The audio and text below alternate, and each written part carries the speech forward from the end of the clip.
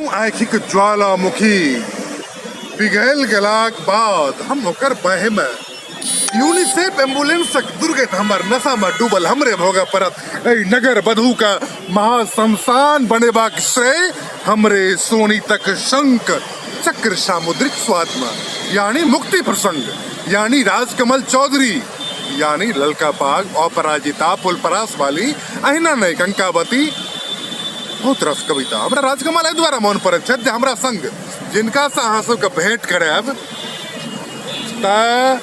से अद्भुत और चलू अहाँ सबके हम भेंट करबै छी जे राजकमल चौधरी के बाद हरे कृष्ण झा महाप्रकाश रमेश तारानंद वियोगी ज्योत्सना चंद्रम के बोनसाई हो कि वीरेंद्र मल्लिक अग्निजीवी पीढ़ी के हो कि कुणाल हो कि अग्नि पुष्प हो, लेकिन ओहि धार के एखन तक जे मैथिली साहित्य में जिया कर रखलैथ एकटा नाम छे। बाबा कहते रहथिन जब पीढ़ा घिसता है तो पीढ़ी बनती है, लेकिन ओहि पीढ़ा के जे बचा के रखलखिन वो एकटा नाम युद्धक विरोध में बुद्धक प्रतिहिंसा यानी युद्ध के विरोध में बुद्ध की प्रतिहिंसा, जो अपनी भूमिका में लिखते हैं कि मिथिला में आज सब कुछ है, मिथिला नहीं है। भाषा बदलत छी लेकिन हम अपने भाषा के संग हम बजबैत छी एहन युवा कवि अजीत कुमार आजाद जिनकर गजल संग्रह धुंध के बावजूद, जिनकर मैथिली कविता संग्रह युद्धक विरोध में बुद्धक प्रतिहिंसा के हिंदी अनुवाद अंशुमान सतकेतु, अंग्रेजी अनुवाद वार अगेंस्ट वार अंशुमान सतकेतु, कुदरत बेहुस्न नहीं हुई है गुलरेज सहरा सादात और चाइनीज और संस्कृत अनुवाद समानांतर चल रहा छन। एहन अपन मित्र सौभाग्य मिथिला टीवी के बहन हजारों एपिसोड के निहार मैथिली रंगमंच में रुक्मिणी हरण हो और बहुत नाटक 100 नाटक से बेसी और मिथिला जतवे हटनी के जाननिहार ओतबे सुखसेना पूर्णिया के जाननिहार, जतवे कोयलक के जाननिहार ओतबे सिरनिया खगड़िया के जाननिहार व्यक्तित्व हमरा संग छथि। ओहन व्यक्तित्व के हम सोझा बजबैत छी, अहाँ सबके जे प्रश्न हैत से हम ही पूछबनि ऑडियो में और अजीत भाई हमरा सबके सोझा छथि। अजीत कुमार आजाद ने सुर चाही हमरा ने साज चाही हमरा ने कुर्सी ने कोनो ताज चाही हमरा जे जन जन के जोड़ सके मैथिली से अजीत भाई सन आवाज चाहिए हमरा। अजीत भाई शुरू करते लाइव नहीं छी। नमस्कार मिथिला आइ कनक प्लेस में छी, दिल्ली में छी और अब हम गांधी जी के आश्रम तो नहीं कहल जा सकैए, लेकिन गांधी जी के स्मृति में ये एक चरखा देखा रहा है, सामने में खादी इंडिया देखा रहा है। इस सब में हम एक बात कह चाहे छी कि और बात सब तो हेते साहित्य के संदर्भ में, कविता के संदर्भ में, कथा के संदर्भ में से सब बात हेते, लेकिन एक विनम्र अनुरोध जे MSU चुनाव में ठाढ़ भेल अछि, MSU के वोट दी। जतेक संगठन ठाढ़ छथि वो अपने लोग छथि, ओहिमे ठाढ़ होयवला सब अपने लोग छथि। उनमें से चाहे ABVP होत, SFI होत, चाहे NSUI छथि, ओहिमे बेसी लोग तो चिन्हे प्रचलित लोग छथि, अपन लोग छथि, समान मुदा सबके से हम आग्रह करै छियनि जे एक बेर मिथिला स्टूडेंट ऑफ यूनियन के से मिथिला स्टूडेंट यूनियन के से वोट दी, MSU के वोट दी। जे मिथिला मैथिली के जे एखन सवाल छै, मिथिला के जे अस्मिता के सवाल छै, मिथिला में रौदी दाही बाढ़ि उत्पीड़न चाहे अन्य जे आपराधिक घटना सब छै, ताहिमे एकटा जे आवाज एखन हमरा सबके बहुत अपन आवाज सन लागि रहल अछि, वो अछि MSU। तो हम एखन MSU जखन अजीत आजाद संग में होय तो नहीं मात्र कविता के संग चलैत छथि, नहीं कथा के संग चलैत छथि, सब किछु के संग चलैत छथि, लेकिन मिथिला के मूल कारण के संग चलैत छथि। और जना एखन तमाम चीज के रोके तो पहिने मिथिला स्टूडेंट यूनियन के चर्चा केलथि और 26 तारीख के ललित नारायण मिथिला विश्वविद्यालय में चुनाव हेबाक छै। केना सफलता भेटै किछु सवाल अपना सबके जे मित्र छथि मैथिली में बॉलीवुड में भले होत लेकिन मिथिला के चिंता करे छथि, कुणाल ठाकुर आबैत और किछु सवाल करैत। अजीत भाई नाम सबसे पहले मिथिला मैथिली के समस्त फेसबुक माध्यम के दर्शक के हम नमस्कार प्रणाम करै छी और अजीत भैया के सेहो प्रणाम चरण स्पर्श। हम हिनका देखैत छलियनि पढ़ैत छलियनि मुदा संजोगसँ भगवतीके विशेष कृपा और पिछले कृष्ण जी के सहयोग और मैथिली भोजपुरी अकादमीके एकटा संयोग जे हमरा भैयासँ भेँट घाँट भऽ गेल ताहिके लेल हम बहुत खुशी छी आ बहुत हमरा गर्व भऽ रहल अछि तऽ भैयाके सानिध्यमे हम ठाढ़ छी हमरा सन छोट छिन लोग हम भैयाके कहऽ चाहबनि भैया मिथिला स्टूडेंट यूनियन जे छै से एकटा मिथिलाञ्चलमे एकटा क्रांति अनलकै जे हमरो जानकारी अहूँके जानकारी और समस्त मिथिलाञ्चलके श्रोता दर्शकके जानकारी जे 26 तारीखके चुनाव भऽ रहलै है ओहिमे हमर तऽ आंतरिक इच्छा जे मिथिला स्टूडेंट यूनियन मिथिला यूनिवर्सिटीमे आबथि ललित नारायण मिथिला यूनिवर्सिटीमे हुनका एकटा सिंडिकेटमे जगह बननि चाहे अध्यक्ष छै उपाध्यक्ष छै कोषाध्यक्ष हो सब पोस्ट पर छै ओ सब लड़ाई लड़लखिन हैं चाहे वाईफाई होय या कल्चरल एक्टिविटी होय या कोनो कार्यक्रम होय मिथिला मैथिलीके स्टूडेंटके बच्चाके छात्रावासमे केना सुविधा भेटै तमाम गतिविधिके ओ सब आनलखिन हैं सामने कुणाल जी अपन प्रश्न रख दिलथि और कुणाल जी के प्रश्न के कंटिन्यू करैत हम जे एहि बेर LNMU चाही अगला बेर BNMU चाही बाबा राव अम्बेडकर भीमराव यूनिवर्सिटी चाहिए और मिथिला के सब यूनिवर्सिटी चाहिए अजीत भाई संक्षिप्त में अहाँ बात कहियो वीडियो हमरा एकटा ई कहके अछि कि जे यूनिवर्सिटी कतऽ छै मिथिला यूनिवर्सिटी कतऽ छै मिथिलामे छै मिथिलाके समस्याके छोड़िके यूनिवर्सिटीके चर्चा नहीं छै और यूनिवर्सिटी में चूँकि स्टूडेंट सभक चुनाव छियै तऽ ताहि दुआरे ई जे कहब जे कि से मिथिला के समस्या के यूनिवर्सिटी के समस्या से जोड़ के नहीं देखल जबाक चाहिए तो इहो बात सही है लेकिन हमरा एक बात कहू जे एखन हम मिथिला यूनिवर्सिटी के जे समस्या है तैमे हम कश्मीर समस्या के जोड़ रहिए हम ओहिमे सर्जिकल स्ट्राइक आनि रहिए हम ओहिमे छै से महंगाई और देश के तमाम तरह मुद्दा को में आनि रहिए तो हम मिथिला के समस्या को में किया नहीं आनबे हमर अपन मानव अछि जे मिथिला में चाहे नैन्सी कांड हो चाहे गुड़गांव में प्रद्युम्न कांड हो ओहिमे आवाज के उठबैया चर्चा के करैया के कह रहा है तो हमरा ई लगैया कि जे मिथिला स्टूडेंट यूनियन आवाज बन के आयल हम सब कोहर के रह जाइ छलहुँ हम सब अपना मन में से ई होइ छलै जे कि आवाज जोर से चिकरी लेकिन असगर के आवाज रहे ई कह सकै छी जे नक्कार खाने में एक तूती के आवाज जकाँ चले असगरुआ आवाज लेकिन एक फोर्स एक आवाज एले फोर्स एले और ओहि फोर्स में से एखन ई लागि रहल अछि जे एक उम्मीद बना गेलै मिथिला स्टूडेंट यूनियन से मात्र एक छात्र संगठन नहीं छियै मिथिला के संदर्भ में एक उम्मीद और ओहि उम्मीद के एहि बेर वोट हेबाक चाहिए हम तो ई कहब जे मिथिला स्टूडेंट यूनियन के बाकी अन्य संगठन में जिते भी लोग छी सब मित्र छी फिर कहे छी हुनको सबके बराबरी का हक छनि चुनाव का हक छनि लड़बाक अधिकार छनि लेकिन एक बेर MSU के हमरा मैथिल सबके टेस्ट हुआ हमरा सबके जो इच्छा आकांक्षा है ओहि पर मिथिला स्टूडेंट यूनियन के एक बेर परीक्षा देबऽ तकर बाद भऽ सकै छै जे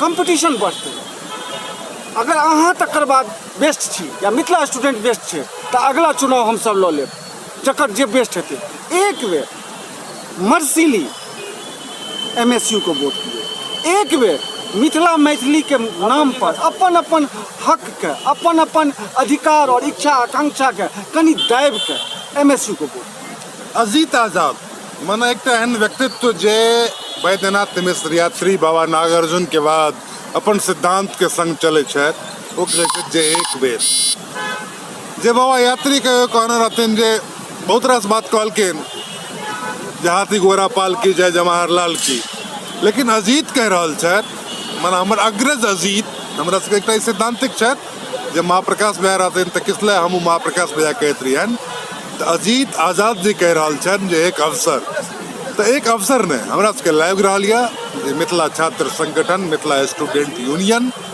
एहिबेर LNMU अगला बेर BNMU सब ठाम लेकिन काज चाही नहीं सुर चाही नहीं साज चाही हमरा अजीत भाई सब एहन लोग का मिथिला काज चाही और से काज अजीत भाई बहुत केले था पत्रिका मिथिला सृजन सखी बहिनपा बाल बंधु आ नवारम एक संग 4टा पत्रिका चलनी है शब्दा प्रकाशन नवारम में प्रकाशन चलनी है और तकर बाद सृजन रथ में बहुत रास बात हमरा से करबाक अछि। एहि अंक में अजीत भैया के प्रणाम करे हम एते विदा चाहे छी।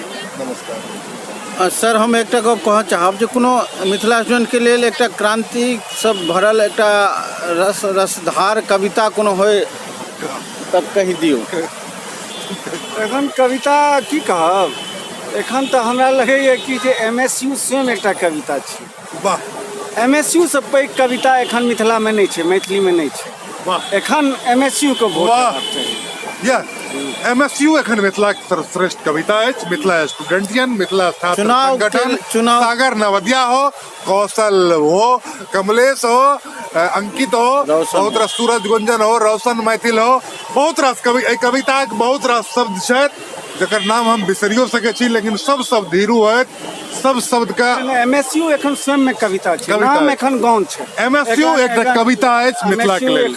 एखन मैथिली के सबसे प्रासंगिक कविता अछि MSU, और ओहि कविता के जरूरत है, वो अपना आप में छै। एखन MSU छोड़ के किछु एखन कहल जाइ छै, एखन हम इहो कहब जे मिथिला में की चलि रहल छै तऽ कहब फॉग चलि रहल छै तऽ ओ नकल भऽ जाय। हम ओ नकल के नहीं कहै छी। मिथिला में एखन एकेटा कविता छै। MSU संग खेले छी भाई संग हम किसले आ मिथिला के एक एकटा विद्यार्थी आओ एहि चुनाव में अपन वोट MSU के संग कए के एकटा एहन होरी खेलाओ जे मिथिला के यू टर्न हमरा लागि रहल, अद्भुत लागि रहल। अजीत भाई ई नहीं लागि रहल ये एना नहीं भेल रहे, कहियो नहीं भेल रहे। अरे एक आवाज बनले ना, देखियो मिथिला में एक आवाज के जरूरत रहे। और देखियो अहाँ भारतीय स्वतंत्रता संग्राम के ध्यान में रखियो, या दिल्ली छै, भगत सिंह पार्क छै, ITO पर अहाँ देखियो जो ओहि में इनकलाबी नौजवान सभा ओहि में जो वो बनेने छलखिन भगत सिंह के एकटा संगठन, ओहि संगठन के बैसार और वो संगठन गांधी जी के सपोर्ट केलखिन, और वो गांधी जी से बगावत नहीं करै, लेकिन अपन रास्ता बनेलखिन, इंडियन सोशलिस्ट आर्मी। तो वो जे एखन मिथिला के जे स्वतंत्रता के मामला छै, या मिथिला राज्य के मामला छै, या मिथिला में जे अपन मिथिला के अपन अस्मिता के पहचान के जे मामला छै, ओहिमे सभक योगदान छै। लेकिन कोन सुर एखन सबसे जरूरी और सबसे प्रासंगिक लागि रहल है, तो वो छै MSU। वो MSU टा नहि छै, वो अजीत आजाद सेहो तखन रहै छै जे नेपाल में प्रदेश नंबर 2 जकर गठन टा नहि भेल छै, शपथ ग्रहण भऽ गेल छै मुख्यमंत्री तक लाल बाबू राउत। लेकिन ऐसा 15 साल पहिने अजीत आजाद जी एकटा कविता लिखे छथिन जे एहू पार मिथिला ओहू पार मिथिला, बैठ सकले ने कोनो सरकार मिथिला, संसार मुकुट केर श्रृंगार मिथिला, ककरा से पूछबे के सुनते पतियेते, दग्धल हृदय केर दारुण व्यथा, आशक लता पर निराशा के कोरी, पूछैया जड़ सँ पैनिक पता, यह मिथिला कथा। तो प्रदेश नंबर 2 के बहन ने नेपाल में अजीत भाई मिथिला राज्य बनल कि नहीं बनल, जनकपुर राजधानी है, भाषा के मुद्दा पर तमाम आंदोलन शुरू है, लेकिन हम कहे छी हमरा एकटा अजीत चाहिए और मिथिला राज एहि पार बनते, ओकर भाषा मातृभाषा मैथिली हेतै, वो अंगिका टोन हो, बजिका टोन हो, वो कोनो टोन हो के तो अजीत भाई लड़त छै। अजीत भाई रामदेव भावुक के कविता हो, फजल रहमान हास्मिक कविता हो, सत्यानंद पाठक के कविता हो, एक संग लड़े छै। एहि पार के जे मिथिला हेतै ओहिठाम एहन विवाद नहीं हेतै, जवाब अजीत भाई देता। हम नहीं मिथिला ओहू पार छै। देखियो नाम बदल गेलै तऽ एकर मतलब ई नहीं छै कि जो अहाँ नंबर दऽ के अहाँ मिथिला के नहीं अस्मिता खत्म, मिथिला के अस्मिता कहाँ खत्म कर रहल छियै। मिथिला एकटा DNA छै, ओहि DNA के अहाँ समूल नष्ट नहीं कऽ सकै, नष्ट नहीं कर रहल छियै, नहीं कऽ सकै छी।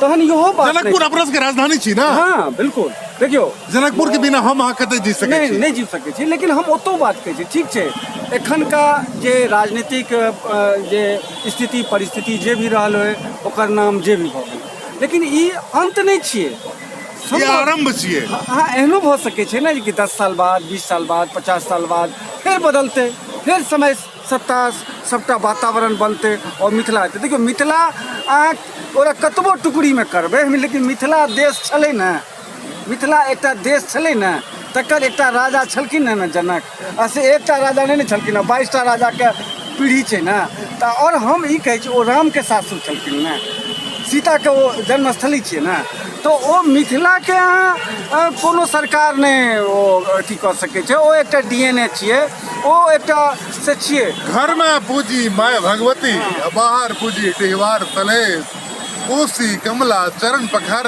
गंगा हर कलेश, हमर पावन मिथिला देश, हमर पावन मिथिला देश। अजीत भाई के शब्द में या हमरो सबके भावना में हेबाक एहन चाही जे नेपाल हो या भारत हमरा सबके मिथिला देश होता। हम सब टुकड़ी टुकड़ी में बटल छी, हमरा सबके भाषा मैथिली छी, टोन बदल सकैए ठीक वहिना जेना हिंदी के टोन, नेपाली के टोन जिला जिला बदले छै।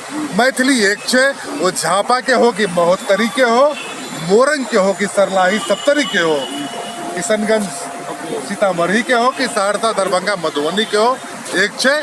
अपना सब एक मैथिल छी, अलग राष्ट्र भ सकै छी, अलग क्षेत्र भ सकै छी। और बहुत बहुत हम आभार व्यक्त करे छियन हमरा संग मैथिली के एकटा लीजेंड व्यक्तित्व अजीत आजाद जी से हो भारतक हृदय स्थली कनाट प्लेस के एकटा एहन भूमि पर जैठाम केंद्रीय पार्क तिरंगा, भारत के सबसे पैघ तिरंगा, भारत के सबसे पैघ तिरंगा जैठमा फहराइत छै, ओहिठमा अजीत भाई एहि भाषण के एहि वक्तव्य के समापन करता। फेर एक बेर कहै छी जे हमरा सभक तिरंगा अछि, नेपाल के अपन राष्ट्रध्वज छै, बीच में एकटा बॉर्डर छै, और हमसब एहन छी जे हमर बेटी हमर बहिन से ओहि झंडा के तौर में अछि, और ओहू पार के बेटी बहिन एहि झंडा के तौर छथिन। और जखन ई छै जे दूटा अपन अपन नागरिकता छै, लेकिन मूल नागरिकता मैथिलक छियै, तऽ अहाँ देखबै कि जे दुनिया में जते भी बॉर्डर छै वो कांटेदार तार से घेरल बेढ़ल छै। दुनिया में जते भी बॉर्डर छै वो बहुत संदेहास्पद छै, लेकिन भारत और नेपाल के बॉर्डर जकरा मिथिला सीमा कहै छियै, ओतऽ जते आपकता छै, ओतऽ जते प्रेम छै, जतऽ ओतऽ खुलापन छै, से दुनिया में से कतौ नहीं छै। वो फिलिस्तीन और इजराइल के बॉर्डर नहीं छियै, वो मिथिला के बॉर्डर छियै, और दुनू पार एके DNA छै। बहुत बहुत छोट कविता लिखे में माहिर व्यक्तित्व, चंद पंक्ति में एक कविता परिभाषित करत मित्र, चाहे शेरे पंजाब ढाबा से सपरा लिट्टी हाउस के कविता हो कि मिथिला कविता हो कि गांधी कविता हो, हम चाहे जे अहाँ कार्यक्रम के अंत करी कुणाल जी संग अपन कविता संग। कुणाल का किछ कहे सर, हम एक गप कहऽ चाहब, किसले जी के बात हमरा बड़ा सुंदर लगे। प्रश्न करबे अंतर्राष्ट्रीय मैथिली सम्मेलन में कहने रहथिन, और दिल्लियों में हमरा बड़ा नजदीकी है इनका से, इजोरिया बरसा रहल छी सगरे, प्रश्न करबे कोनो चांद छी हाजी सर अहाँ के लेल, जे इजोरिया बरसा रहल छी सगरे, कोनो चांद छी अहाँ, अहाँ जे भी छी, जहाँ भी छी, जेना भी मिथिला के सम्मान छी अहाँ। अजीत भाई, हम अपन पार्टी के पूरा करे छी, कुणाल भाई के बहुत बहुत सम्मान छै। हम चाहब जे एक कविता के संग अहाँ अपन कविता के संग कुणाल भाई के गांधी बाबा देखा रहल छथि, गांधी बाबा देखा रहल छथि, गांधी बाबा पर तीने पाँती के एकटा कविता छै जे हमर पहिलुक संग्रह में अछि, जे अहाँ के जन्म भेल 1869 में, गांधी शीर्षक के कविता छियै, जे अहाँ के जन्म भेल 1869 में, अहाँ के मृत्यु भेल 1948 में, अहाँ जरौल गेलहुँ 2002 में। ई कविता बहुत गोटे के से प्रिय लगलनि। हमरा ई कहके अछि कविता के पहले जे जखन जखन एहि देश में आतंकवाद या खून खराबा या वैमनस्यता या असहिष्णुता आदि के चर्चा मात्रो होइ छै, तऽ एकटा गांधी के से ओहिमे हत्या होइ छै और एकटा गांधी ओहिमे जरायल जाइ छै। तऽ एहि बहाने ई कविता हम से 3 लाइन के एखन ई चरखा निश्चित रूप से हमरा मोन पड़ैत अछि समाद या संवाद कविता संग्रह विशेषांक अग्निपुष्प जी के संपादन में आयल, और वो कविता संग संपन्न करे छथि। लेकिन दूटा एहन मित्र, दुनू गोरे गोर, टोपी, एकटा के माथा पर केस, एकटा बॉलीवुड में प्रोडक्शन कंट्रोलर, दोसर मिथिला के तमाम प्रोडक्शन कंट्रोलर। हमार ऑडियो सुनैत हैत दर्शक लोकनि, लेकिन ई दुनू आदमी एक कार्यक्रम के संपन्न कऽ देत। गप लेकर तऽ इएह कहलहुँ अहाँके फिल्म आबि रहल अछि मैथिलीके लेल एकटा बहुत पैघ उपलब्धि छै। हालांकि मैथिलीमे तऽ कनियोटा जे खर खरखराइ छै, केओ अपना प्रयासे एकटा खर उसकबै छथिन तऽ ओकरा हमसब ऐतिहासिक संदर्भमे देखै छी। लेकिन अपन पूँजी, अपन पसीना, अपन खून, अपन अस्थि मज्जा, अपन स्वप्न लगा कऽ एकटा सिनेमा बनायब, एकटा सिनेमाके निर्माण करब और मैथिलीके संदर्भमे आनब, निर्माण करब, ओहि मिथिलामे आनब जे मिथिलामे आइ हॉल नहि छै, आइ ओहि मिथिलामे से तरीकाके मल्टीप्लेक्स नहि छै। ताहि मिथिलामे ओहि मैथिलीके सिनेमाके बहाने प्रवेश करब, ई सबसँ पैघ साहसिक कदम छियै। ई आत्महत्या करऽवला डेग छियै। लेकिन ई जे भी केओ कए रहलथि हैं ओकरा हम लाख लाख सैल्यूट करै छियनि और अहाँके हम सलाम करै छी। ई जे फिल्म आबि रहल अछि अहाँके प्रेमक बसात, हम और तमाम मैथिल एखन इंतजार करै छी, प्रतीक्षारत छी कि फिल्म आबय। मिथिलामे तऽ हॉल नहि छै। मधुबनीमे जे शहरमे हम रहै छी, पहिले नीलम टॉकीज रहै, तब शंकर टॉकीज रहै, मिथिला टॉकीज रहै, एकोटा नहि छै। प्रशांत टॉकीज रहै सहरसामे, मिथिला टॉकीज रहै, सब खत्म भऽ गेलै। अब मने एहि मिथिलामे छी जे मिथिलामे हॉल नहि छै। लए दऽ के दरभंगामे छै, ततऽ बहुत जगह भोजपुरी छेकने छै, तऽ बहुत जगह UFF छेकने छै। तेहनमे ई एकटा बहुत रिस्क अहाँ लेलहुँ हेँ, तऽ पहिले तऽ एहि रिस्कके लेल धन्यवाद। केओ एतै एहिना रिस्कके लए कऽ एतै और वएह रिस्क लेनिहार मिथिलाके परिदृश्यके बदलतै। हम एहि फिल्मके लेल बहुत बहुत शुभकामना दै छी। सर, हम कहऽ चाहब अहाँके एकटा जानकारी दर्शकके देबऽ चाहबनि जे मैथिली फिल्म सिर्फ सिनेमा हॉलसँ जीवित नहीं रह सकै छै। सिनेमा हॉल सहीमे बनल छै। हमरो राजनगर प्रखंडके पचदही गाममे घर अछि, हमहूँ जानै छियै। मुदा एकटा गप कहऽ चाहब, मैथिलीमे सब टाइटिल हम दऽ रहल छी। कोनो जरूरी नहीं छै जे मैथिली फिल्म जे छै से मैथिली फिल्म देखी तऽ सक्सेस हेतै। UK, US, Bangkok, south Africa, Canada, Bombay, Delhi, Calcutta सब ठाम मिथिलांचलक लोक एकटा आइसक्रीम खाय लए जाइ छै, एकटा नाश्ता करत 5,000 खर्चा करत। स्पेशल स्क्रीनिंग के माध्यम से बहुत सारा ऑप्शन छै। बहुत रास गप भऽ सकै छै मैथिली सिनेमा के संदर्भ में, लेकिन हमरा जे सच बुझल अछि जे सब टाइटलिंग, चाहे वो सिनेमा तीसरी कसम हुआ वा हाटे बाजारे हुआ, अशोक कुमार के सिनेमा जाहिमे मैथिली पूरा गेलै, बहुत रास गप छै। अपना सब इतिहास में गप करब। एखन विराम चाहै छी। मैथिली चर्चित व्यक्तित्व अजीत आजाद संग, मैथिली चर्चित प्रोड्यूसर कुणाल ठाकुर के संग।